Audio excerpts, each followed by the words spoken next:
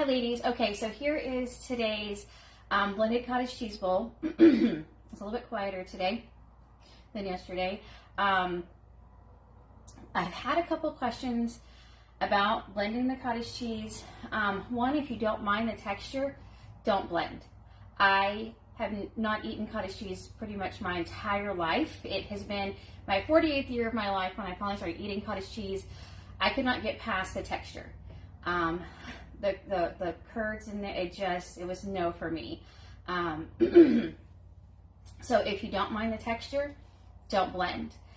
Also, I feel like I do things like the lazy way, the smart way, whatever you want to call it. I take my big tub, and I made a video on here and I put it up on my YouTube where I just blend the whole thing with an immersion blender. If it takes longer than blending in a blender, I'm really surprised, because you have to dump, blend, and then dump back in. I just use the blender and the immersion blender, and I just go in it. I've done the smaller tubs and the bigger tubs. If you have any more questions about that, let me know. But again, for me, it's just the texture.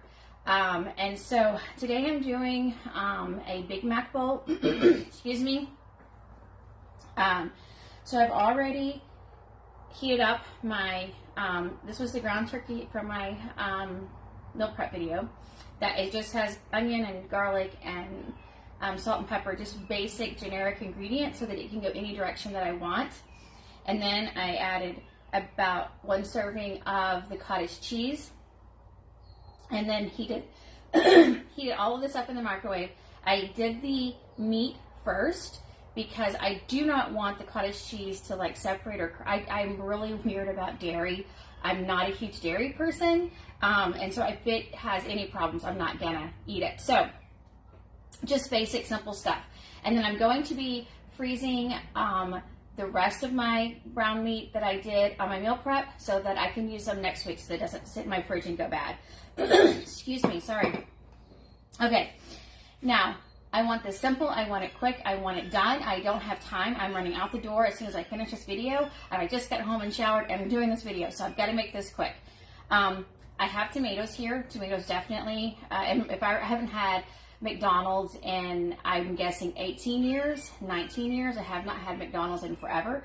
I'm 99% sure Big Macs do not have tomatoes, but I want the tomato just to add stuff to my bowl. So I have onion that I chopped up, and I'm using the onion from my Flying Dutchman onion wrap burgers that I made earlier. So I have onion. Now, of course, if you don't like something that I'm saying, don't eat it. Don't add it on there. If you cannot stand onion, leave the onion out. I've got diced pickle. Of course, you can use relish. I don't have relish, but I do have pickles, so I'm just going to do pickles. I've got my cheese, and then my tomatoes that, of course, again, are not part of a Big Mac. And then lettuce. And then a lot of times I don't pre-buy lettuce, but it was a pretty good deal, and it's been sitting in my fridge waiting to be used for these bowls, and it's been very nice and convenient. Okay, let's talk Big Mac sauce. Big Mac sauce is not Thousand Island, technically, from my understanding. You are more than welcome to make your own Big Mac sauce. Again, I'm talking, I need fast, I need quick, I need convenient, I need in and out of my house. I've got to get out of my house as soon as I finish the video. I've got to go. So, make your own Big Mac sauce. Be as pure as you want to be. I am not today. I am running out the door. So, I'm going to use G. Hughes Thousand Island. This is not true for Big Macs, but for today and for me, and again, I haven't had a Big Mac in 19, 20 years, however long it's been. I don't know actually what a Big Mac tastes like anymore. So I'm just going to drizzle some on top. Made a tiny mess. And then I've got some sesame seeds to top. Okay, come on. Okay. I wish it did have like the little squeezy top so that you don't just accidentally put a big glob.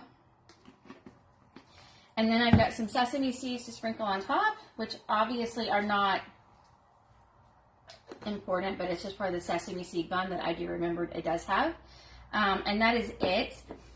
If you keep some of these items prepped, the hamburger meat, your blended cottage cheese, you got some lettuce like this, maybe some tomato, onion, you can make these meals in just a few minutes.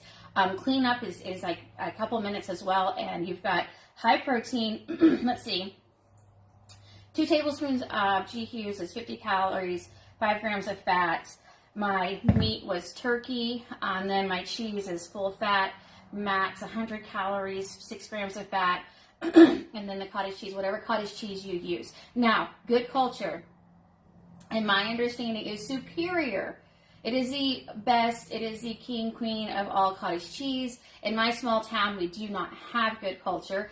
Probably one of the closest towns next door to me, which is about a 30-minute drive, has good culture. I'm not going to drive there just for some good culture cottage cheese. I'm not that picky or purist or whatever the word would be. I'm fine with using what I have in my town. Now, if I can go out there, which we might this weekend, and get good culture, I will try and get it. But if you can only get what your town has, get what your town has. I mean, I think it's fine. So this is what it looks like. I will not blend it up on screen because it probably won't look very attractive.